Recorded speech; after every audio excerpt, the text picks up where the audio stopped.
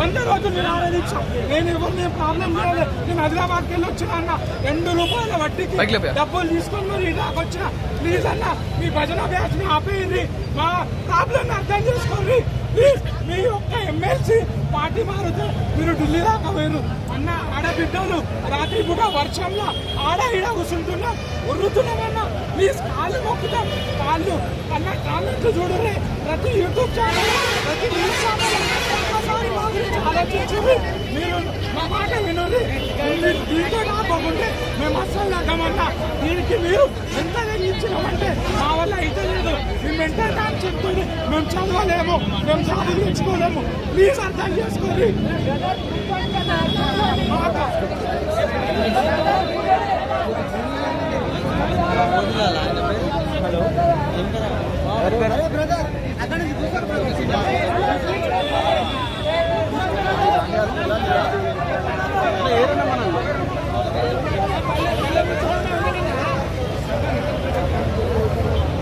రేవంత్ రెడ్డి గారు ముఖ్యమంత్రి హోదాలో ఉండి దయచేసి రాజకీయ రంగు నిరుద్యోగులకు కులమకండి.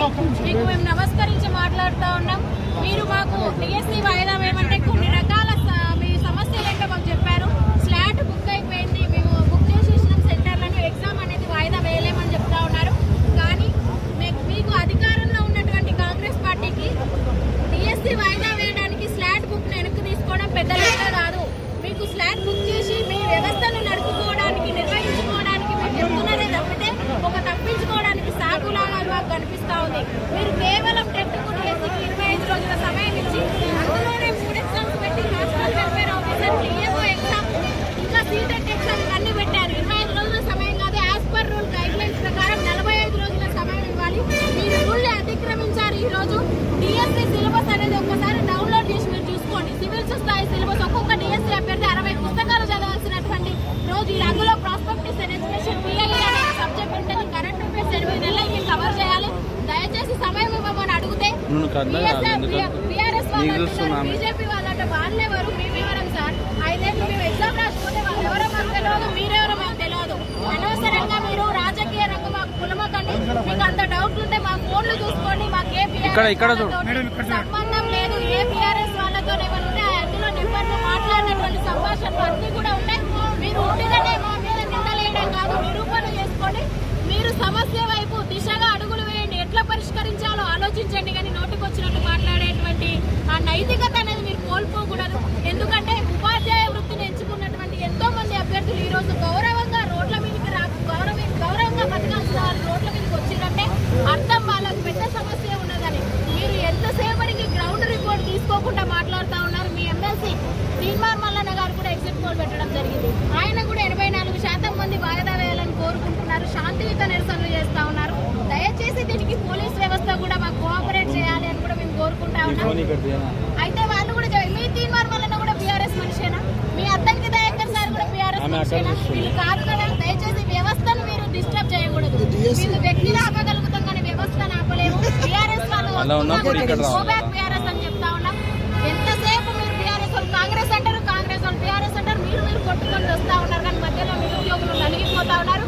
సార్ ఇప్పటికీ కూడా ఒకటే చెప్తా ఉన్నాం, హాల్ టికెట్లు ఎందుకు ఇచ్చారు? మీరు హాల్ టికెట్లు రాకముందు నుంచి కూడా మేము నిరసన తెలుపుతా ఉన్నాం.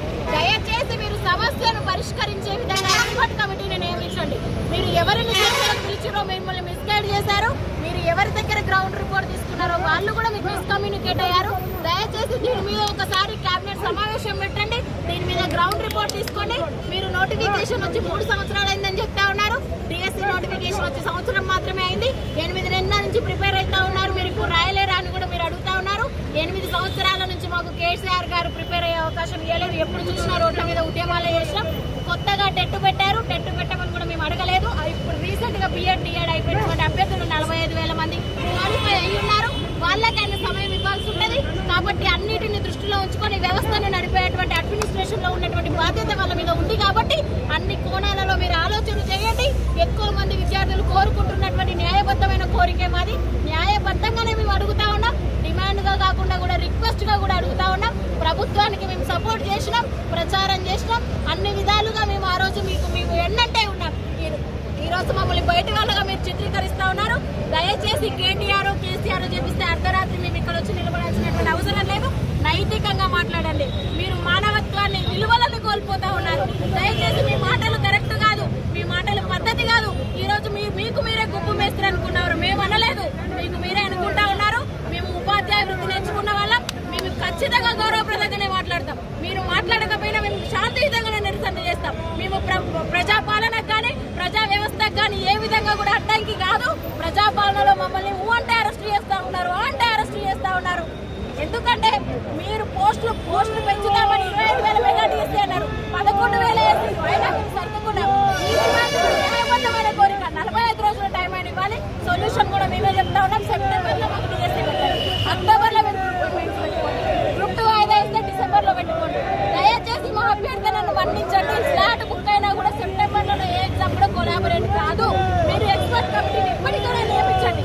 ఎవరో డేట్లు ఇస్తే మీరు ఎగ్జామ్ పెట్టడం ఏంటి సార్? మాకు అర్థం కాగలుగుతా. మీకు ఏ కమిటీ నియమించింది? 30,000 ఉద్యోగాలు మీరు ఇచ్చారని చెప్పుకుంటా ఉన్నారు. మీరు ఉద్యోగాలు తెలుసు, మీరు ఎన్ని ఉద్యోగాలు ఇచ్చారు మాకు తెలుసు. మీరు ఎన్ని ఉద్యోగాలు ఇచ్చారు మీరే చెప్పుకోవద్దు. మీకు ఇలాంటి రైతుల గురించి చెప్పాలి మీరు ఎన్ని ఉద్యోగాలు ఇచ్చారు. దయచేసి పునఃపరిశీలించుకోండి. దయచేసి మీ వ్యాఖ్యలను వెనక్కు తీసుకోండి. మీరు ఆత్మ పరిశీలనతో మాట్లాడతారని కోరుకుంటున్నాం. డిఎస్సీ మీద వెబ్ నోట్ ఇవ్వండి.